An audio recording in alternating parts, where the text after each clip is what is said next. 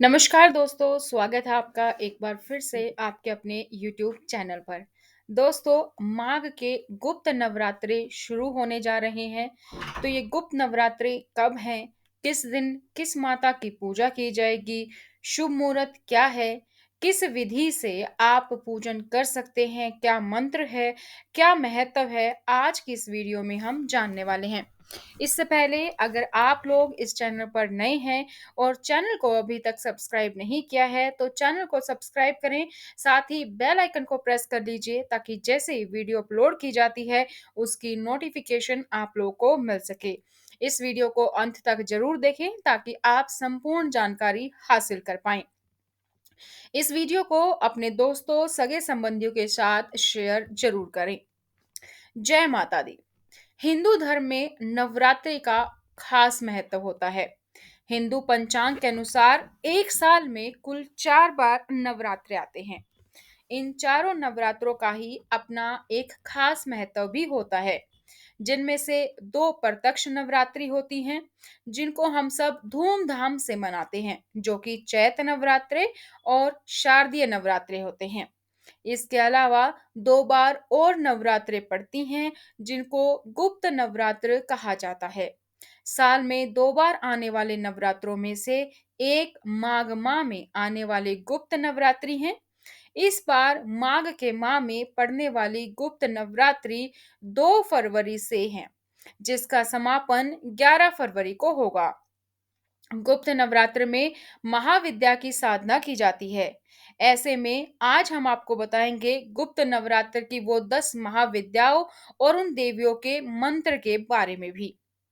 माँ दुर्गा के 9 रूप होते हैं जिनकी नवरात्रों में पूजा की जाती है, और वो 9 रूप हैं: शैलपुत्री, ब्रह्मचारिणी, चंद्रघंटा, कुष्मांडा, स्कंद माता, कात्यायनी, कालरात्रि, महागौरी, सिद्धिरात्रि।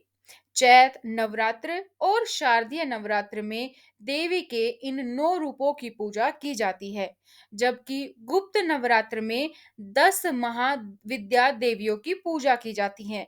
और वो महाविद्या देवी हैं तारा, त्रिपुर सुंदरी, भुवनेश्वरी, छिन्नमस्ता, काली, त्रिपुर भैरवी, धूमावती और बगलामुखी। गुप्त नवरात्र का क्या महत्व है वो जान लेते हैं। गुप्त नवरात्र तंत्र साधना, जादू टोना, वशीकरण आदि चीजों के लिए विशेष महत्व रखता है। इन 9 दिनों तक माँ दुर्गा की कठिन भक्ति और तपस्या की जाती है। खासकर निशा पूजा की रात्रि में तंत्र सिद्धि की जाती है। भक्ति और सेवा से प्रसन्न होकर माँ दुर्लभ और अतुल्य शक्ति का वरदान देती है। साथ ही सभी मनोरथ सिद्ध करती है। तो आइए सबसे पहले हम जान लेते हैं गुप्त नवरात्र के दिनों में क्या करें और क्या नहीं। मान्यता है कि 9 दिनों तक ब्रह्मचार्य नियम का पालन करें। इन दिनों तामसिक भोजन का परित्याग करें, यानी कि मांस, मछली, अंडा ना खाएं और प्याज लहसुन से भी परहेज करें। ज्योतिष अनुसार कुश की चटाई पर सैया रखें। गुप्त नवरात्र में पीले या लाल रंग के वस्त्र धारण करें। निर्जला या फलाहार उपवास करें। सच्चे मन से माँ पूजा की उपासना करें। इन दिनों में लहसुन प्याज के सेवन से परहेज करें। माता पिता की सेवा और आदर सत्कार करें। 2 फरवरी को घट स्थापना की जाएगी। पहला और दूसरा नवरात्रा एक ही दिन 2 फरवरी को है, तो इस दिन माँ शैलपुत्री और ब्रह्मचारिणी की पूजा की जाएगी। 3 फरवरी को तृतीया, इस दिन माँ दुर्गा के चंद्रघटा स्वरूप की पूजा की जाएगी। 4 फरवरी को चतुर्थी यानी कि कुष्मांडा स्वरूप की पूजा की जाएगी। 5 फरवरी को दुर्गा के स्कंद माता स्वरूप की पूजा होगी। 6 फरवरी को षष्ठी है और इस दिन माँ दुर्गा के कात्यायनी स्वरूप की पूजा होगी। 6 फरवरी को सप्तमी भी है, तो इस दिन 7 फरवरी को सप्तमी, तो इस दिन कात्यायनी काली स्वरूप की पूजा होगी। 8 फरवरी को अष्टमी महागौरी स्वरूप और 9 फरवरी को नवमी को सिद्धरात्रि स्वरूप की पूजा की जाएगी। व्रत विधि पर ध्यान दें तो चैत और शारदीय नवरात्रों की तरह गुप्त नवरात्र में भी देवी पूजा के प्रथम दिन कलश की स्थापना की जाती है और पूरे 9 दिनों तक सुबह शाम देवी की पूजा पाठ, मंत्र जाप आदि किया जाता है। माघ मास की गुप्त नवरात्रि की साधना के लिए घट स्थापना 2 फरवरी को प्रातः 7:09 से 8:31 तक करना अत्यंत शुभ होगा।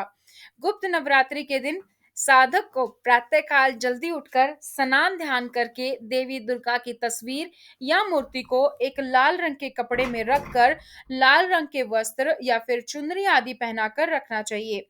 इसके साथ ही एक मिट्टी के बर्तन में जौ के बीज बोना चाहिए, जिसमें प्रतिदिन उचित मात्रा में जल का छिड़काव करते रहना होता है। इसके साथ मंगल कलश में गंगा जल, सिक्का आदि डालकर उसे शुभ मुहूर्त में आम्र पल्लव और श्रीफल रखकर स्थापित करें। इसके बाद फल फूल आदि को अर्पित करते हुए देवी की विधि विधान से प्रतिदिन पूजा करें। इसके बाद अष्टमी या नवमी के दिन देवी की पूजा के बाद 9 कन्याओं का पूजन करें और उन्हें पूड़ी, चना, हलवा आदि का प्रसाद खिलाकर कुछ दक्षिणा देकर विदा करें। इसके बाद गुप्त नवरात्र के आखिरी दिन देवी दुर्गा की पूजा के पश्चात देवी दुर्गा की आरती गाएं और पूजा की समाप्ति के पश्चात कलश को किसी पवित्र स्थान पर विसर्जन करें। तो आइए दोस्तों, अब जानते हैं 10 महाविद्याओं के नाम। पहली महाविद्या माँ काली। तो 10 महाविद्याओं में पहला रूप माँ काली का है। राक्षसों का वध करने के लिए माँ काली यह रूप धारण किया था। तांत्रिक सिद्धि प्राप्त करने के लिए माता के इस रूप की पूजा आराधना करते हैं। माता के इस रूप की पूजा आराधना भक्ति पूर्वक करने से माता बहुत ही जल्द प्रसन्न होकर सभी मनोकामनाओं को शीघ्र पूर्ण कर देती है। माँ काली को उत्तर दिशा की शक्ति भी कहा जाता है। माता काली का बीज मंत्र है ओम क्रीम क्रीम क्रीम हूं हूं ह्रीम ह्रीम दक्षिणे कालिके क्रीम क्रीम क्रीम हूं हूं ह्रीम ह्रीम स्वाहा। दूसरी माँ तारा। तारा माता की पूजा आराधना करने से आर्थिक उन्नति और मोक्ष की प्राप्ति होती है। शास्त्रों के अनुसार महर्षि वशिष्ठ ने तारा माता की आराधना सबसे पहले की थी। तारा माता तांत्रिकों की मुख्य देवी मानी जाती है और तारा माता का बीज मंत्र है ओम हनीम स्त्रीम हुम फट।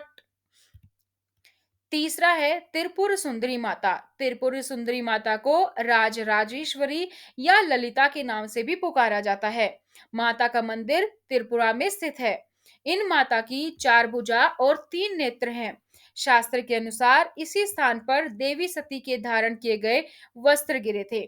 त्रिपुर सुंदरा सुंदरी माता का बीज मंत्र है एम हनीम श्रीम त्रिपुर सुंदरिय नमः। चौथा है भुवनेश्वरी माता। शास्त्र के अनुसार त्रिपुरा भुवनेश्वरी माता की पूजा आराधना करने से पुत्र की प्राप्ति होती है। इस माता को शताक्षी और शाकंभरी नाम से भी जाना जाता है। इस महाविद्या की पूजा आराधना भक्ति पूर्वक करने से सूर्य के समान तेज ऊर्जा और मान सम्मान प्राप्त होता है। भुवनेश्वरी माता का बीज मंत्र है एम ह्रीम श्रीम नमः। पांचवा है छिन्नमस्ता माता।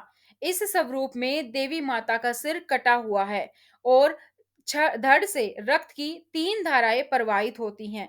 इस रूप में माता गधे पर बैठी दिखाई देती हैं। माता के इस रूप में शांत मन से पूजा करने से माता शांत स्वरूप में दर्शन देती है।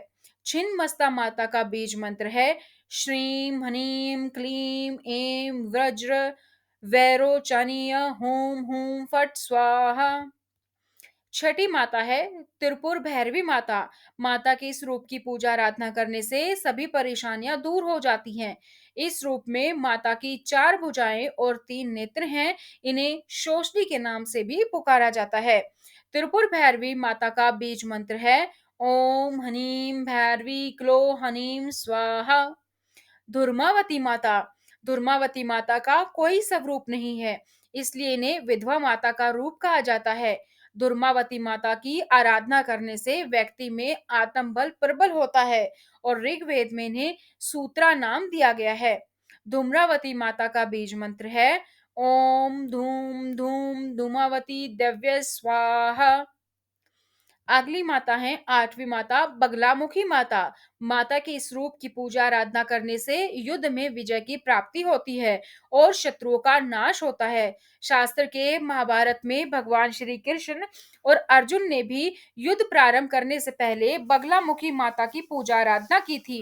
माता की पूजा करने की वजह से उन्हें युद्ध में विजय की प्राप्ति हुई। माता की आराधना करने से शत्रु और भय से मुक्ति मिलती है। बगला मुखी माता का बीज मंत्र है ओम हनीम बगुलामुखी दिव्य हनीम ओम नमः। नौवीं माता है मातंगी माता। मातंगी माता की पूजा आराधना करने से व्यक्ति का गृहस्थ जीवन सुखमय और सफल बनता है। मतंग भगवान शिव का भी नाम है। मातंगी माता की पूजा आराधना सिद्धि प्राप्त करवाता है। मातंगी माता का बीज मंत्र है ओम हनीम एम भगवती मतंगेश्वरी श्री स्वाहा। 10वां नाम है कमला माता का। कमला माता को लक्ष्मी के नाम से भी जाना जाता है। शास्त्र के अनुसार समुद्र मंथन के दौरान कमला माता की उत्पत्ति हुई थी। कमल माता की पूजा आराधना करने से व्यक्ति धनवान और बुद्धिमान बनता है। कमला माता का बीज मंत्र है ओम हनीम अष्ट महालक्ष्मी नमः। इस पाठ के लाभ भी जान लेते हैं। 10 महाविद्या पाठ का जप करने से व्यक्ति को माता पार्वती और शिव जी की विशेष कृपा प्राप्त होती है। इस पाठ को करने से व्यक्ति को यश, समृद्धि, विजय और धन की प्राप्ति होती है। यह पाठ रोगों से मुक्ति दिलाता है। इस पाठ को करने से कुंडली जागरण, समाधि, ब्रह्म ज्ञान, सम्मोहन और मोक्ष जैसी चीजों की प्राप्ति हो जाती है। महाविद्या का पाठ करने से व्यक्ति में आत्मविश्वास, पौरुष और बल की बढ़ोतरी होती है। इस बार के नवरात्रि में क्या खास है वो भी जान लेते हैं। गुप्त नवरात्र में इस बार रवि योग व सर्व सिद्धि योग के रूप में अति विशिष्ट विशिष्ट मुहूर्त आ रही हैं।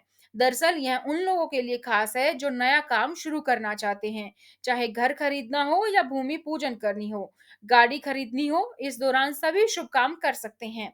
इस दौरान खरीदारी या निवेश लाभकारी होगा। इस दौरान बसंत पंचमी और नर्मदा जयंती जैसे महापर्व भी आ रहे हैं। इसी वजह से यह गुप्त नवरात्रे और भी खास बन गए हैं। तो दोस्तों आज की इस वीडियो में हमने आपको संपूर्ण जानकारी देने की कोशिश की है। तो उम्मीद करते हैं ये वीडियो आपको पसंद आई होगी। इस वीडियो को अपने सगे संबंधियों दोस्तों के साथ जरूर शेयर करें। साथ ही इसी तरीके से भारतीय संस्कृति से जुड़े 30 पर्व त्योहार की जानकारी पाने के लिए चैनल को सब्सक्राइब भी करें। जय माता दी।